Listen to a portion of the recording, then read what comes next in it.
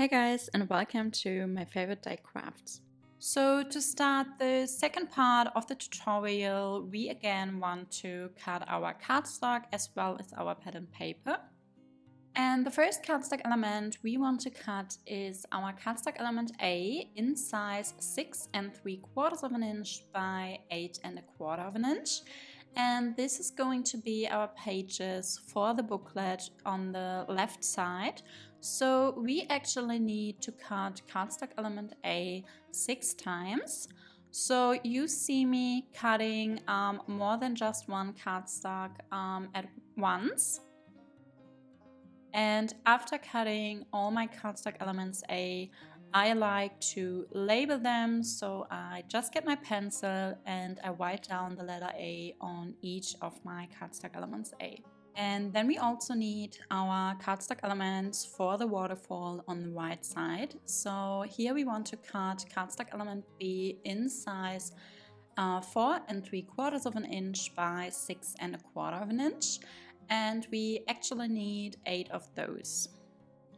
So again, I cut my cardstock elements B, and then I also get my pencil and I label each of my cardstock elements B with the letter B.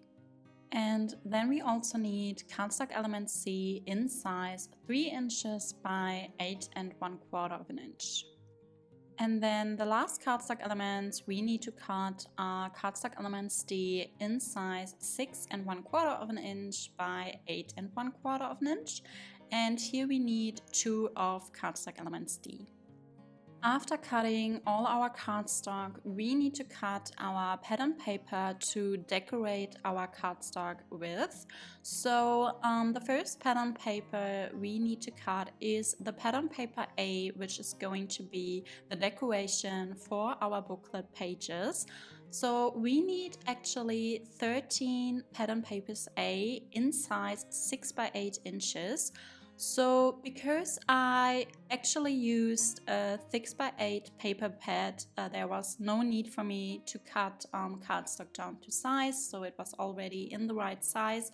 So I just chose 13 different pattern papers out of my paper pad, and then I just labeled them with the letter A on the back side. And then we also need 9 of pattern papers B in size 4 by 6 inches to later cover our cardstock elements B with. So these pattern papers are actually going to be our decoration for the waterfall pages. And the last pattern paper piece we need to cut is pattern paper C in size 1 by 8 inches, and this pattern paper piece is going to be the decoration for the spine on the inside. Now we can continue with the next step, which is scoring our cardstock. And the first cardstock element we want to score is cardstock element A. And here we need to score at 1/2 of an inch from the left side on the shorter inch side. So just take your scoreboard and the bone folder and then score 1/2 of an inch on the 6 3/4 of an inch side. So just repeat this 6 times until you have scored on all of your cardstock elements A. And then we also need to score on our cardstock elements B, and here we need to score on the shortest side as well, so on the 4 3/4 of an inch side. And we also want to score at 1/2 of an inch from the left. And then for cardstock element C as well as for cardstock elements D, there is no scoring required. Then we need to attach tape right next to the scoring lines, and I actually like to use 3/8 of an inch score tape for this. So just go ahead and attach tape on cardstock elements A as well as on cardstock elements B, and just make sure that you don't cover the scoring lines, so you just want to place it right next to it. And after attaching our tape, we want to cut off the corners of the little flaps we created with scoring. So for this, I like to turn around my cardstock and then I get my small scissors and I just cut at an angle right next to the scoring lines.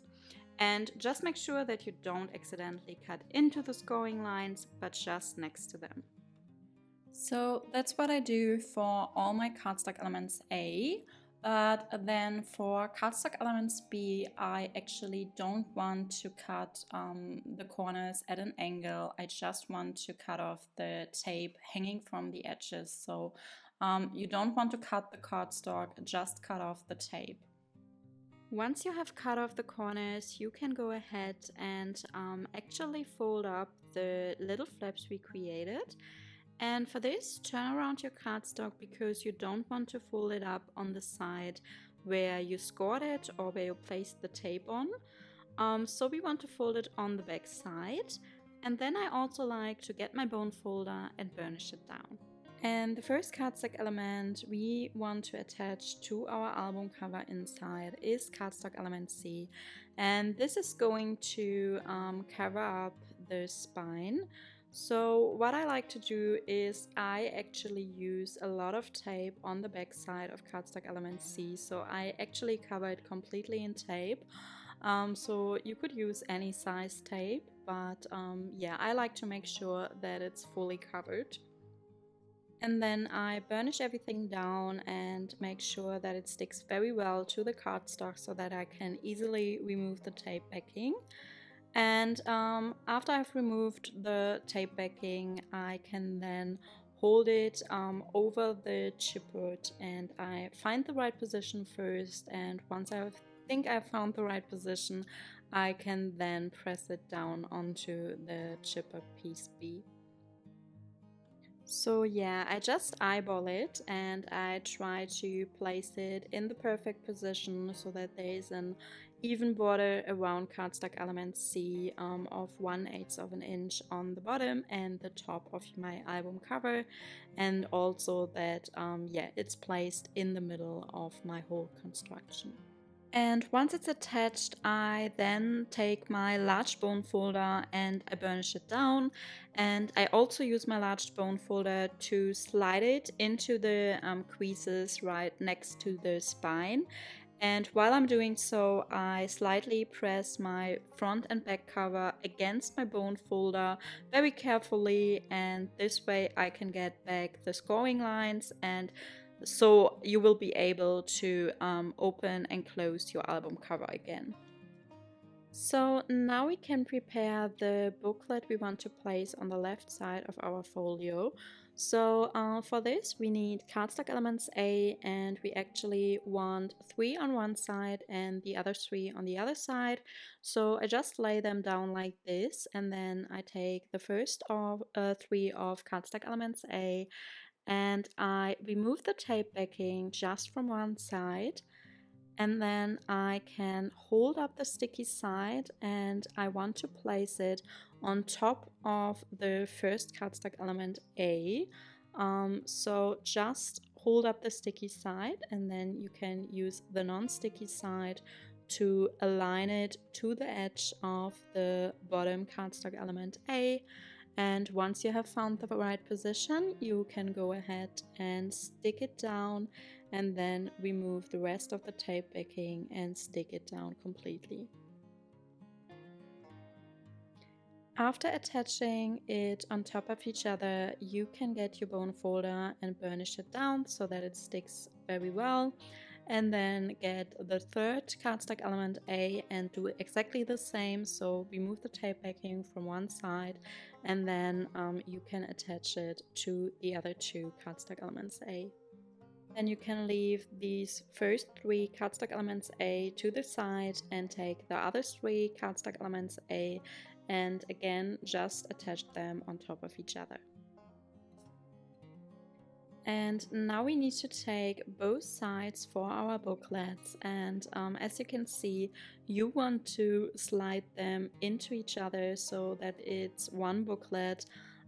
So you basically want to have like one cardstock element A from the left side and then one from the right side, and then you just bring them into each other and make sure that it's even and that you have one whole booklet construction.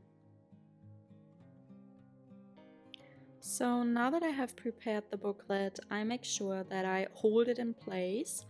So I hold it from both sides, and then I just make sure where I want to place it down onto my album cover on the left side. So I just lay it down in the right position so that there's an even border around my cardstock elements, or actually I like to move it a little bit more to the left side, so to the opening of the album cover. But yeah, it's up to you. You could also move it a little bit. Just make sure that you don't cover the spine, so you still want to be able to open up the album cover, of course. And then once I have it in the right position, I make sure that I press it down with my left hand, and then with my right hand I grab the tape backing from underneath, and I remove the tape backing, and then I stick it down, and it's in the perfect position. Now, to prepare the waterfall for the right side of our folio, we need one of cardstock element D, and then of course we need all our cardstock elements B. And again, I remove the tape backing just from one side on cardstock element B, and then I align it to the shorter side of cardstock element D. So I hold up the sticky side again, and I make sure that I have it evenly aligned to the edge of cardstock element D. And I actually like to use just the bottom of cardstock element D for my orientation. So if it's not perfect on the top, that's fine, but at least I want it to be perfect on the bottom of cardstock element D. And then once you have the first one attached, you can go ahead and do the same for the next cardstock element B. So you want to attach it right next to the edge of the first cardstock element B, and you don't want to attach it on top of the flap we have created, but just next to it. So then you can just continue by repeating these steps for all cardstock elements B. So always attach them right next to the flap of the previous attached cardstock element B, and make sure that the edge of cardstock element B is perfectly aligned to the edges of cardstock element D as well. So now that we have prepared the base for our waterfall, we can continue by also adding the ribbon closure to our waterfall construction. So for this, I like to get my Tim Holtz ruler, and then I turn around my waterfall construction, and I find the middle on the bottom of the waterfall. And then I just use a pencil to mark the middle, so that's where I want to place one piece of ribbon on the back side.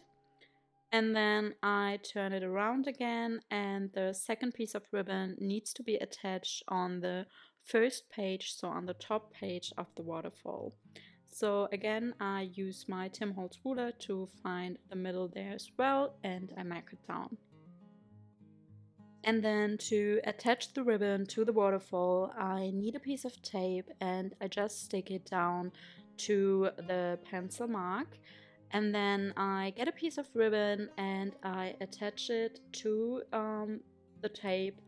And after I've attached it, I want to secure it in place so that every time I'm opening the waterfall, I pull on the ribbon, so I don't want this to rip off. So I get another piece of tape and I just place it on top of the ribbon as well.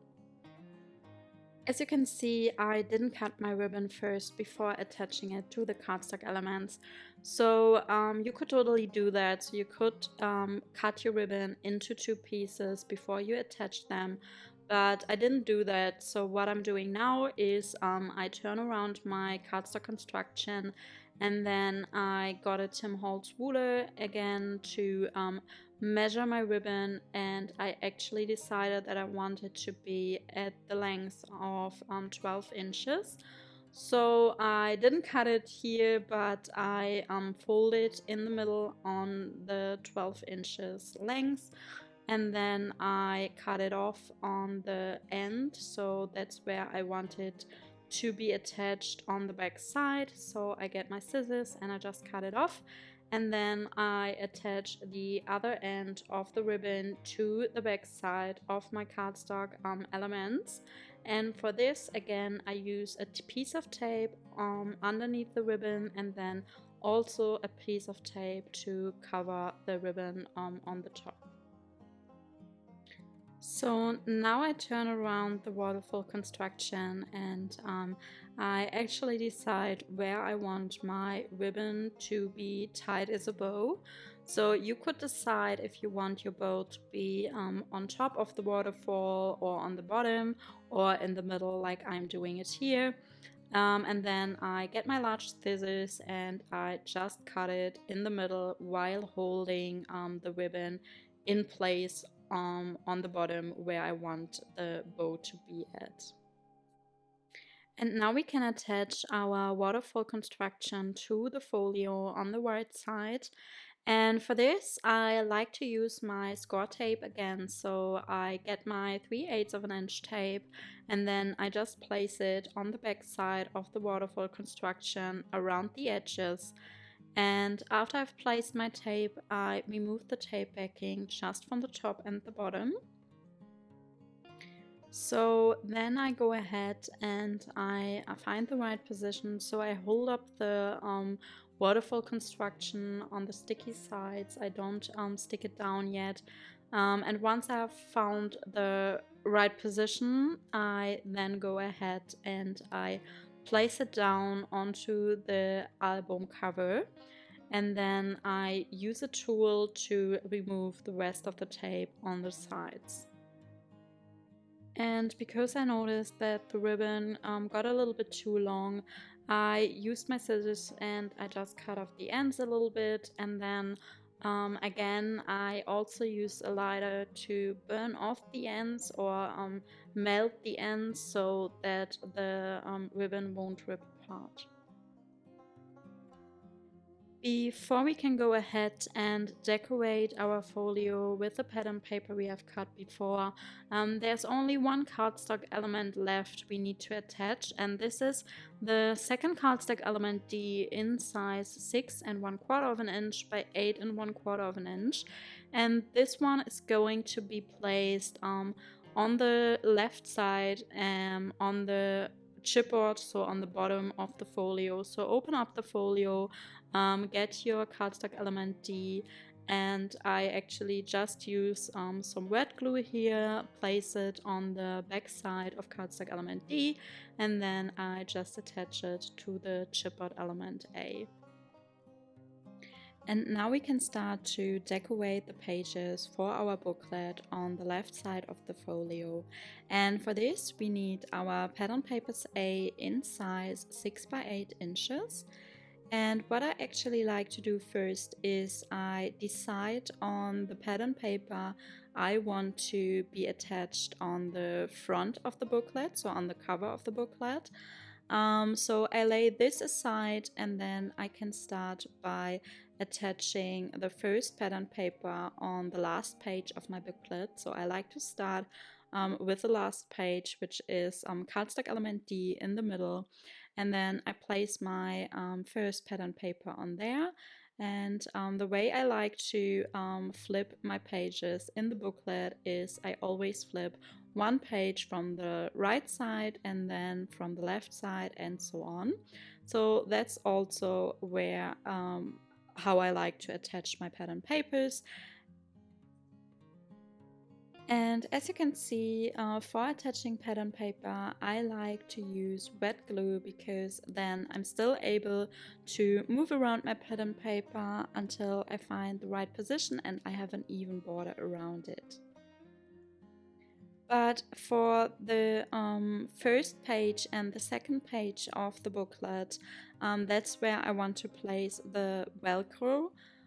So here I use wet glue again, but I also use tape just on the sides where I want to place the Velcro for my closure of the booklet.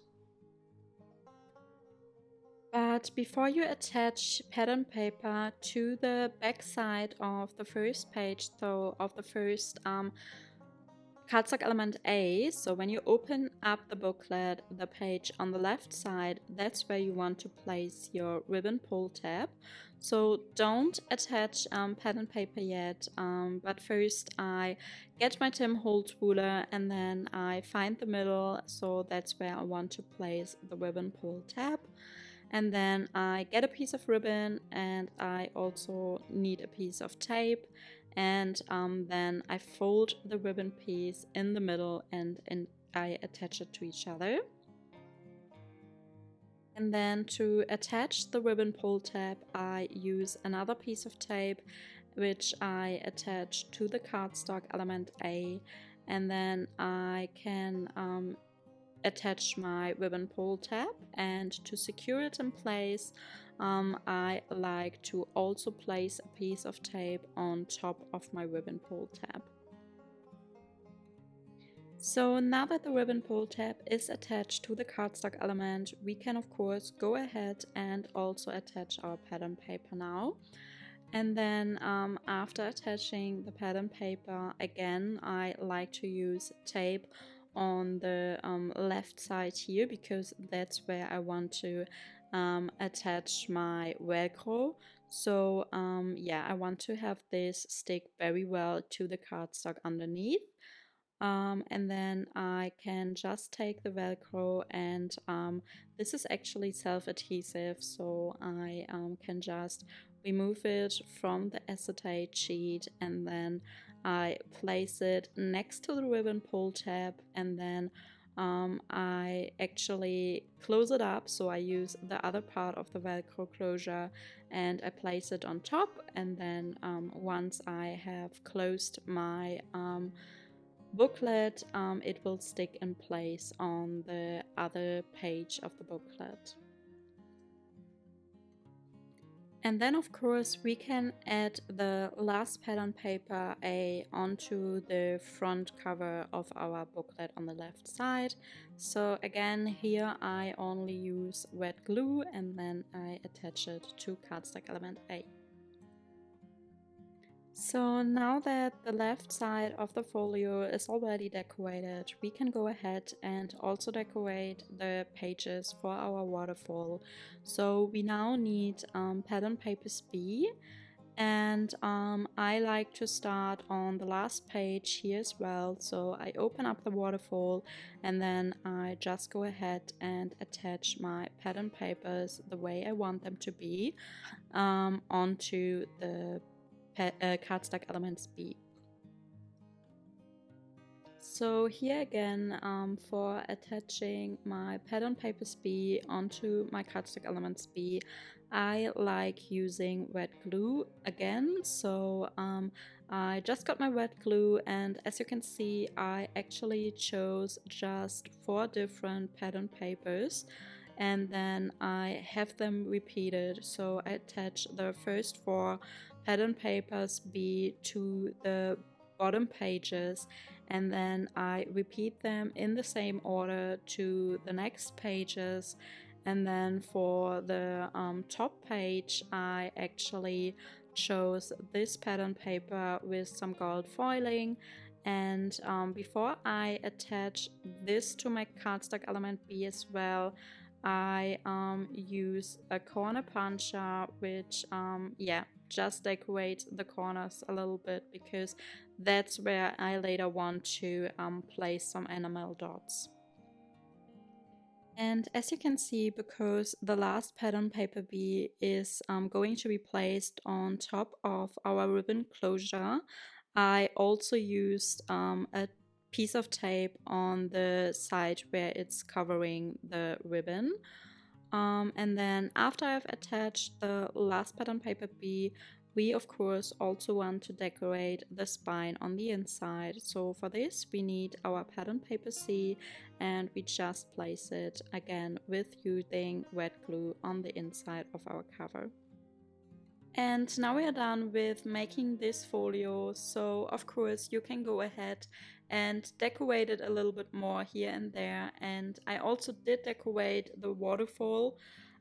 So if you haven't watched it yet, there is a separate YouTube video on my channel with the final project and a walkthrough. So that's it for this tutorial, and I hope that you enjoyed watching it, and if you did so, I would of course love to get your thumbs up as well as your feedback in the comments. So yeah, I hope you have a great day, and then see you in my next video. Bye!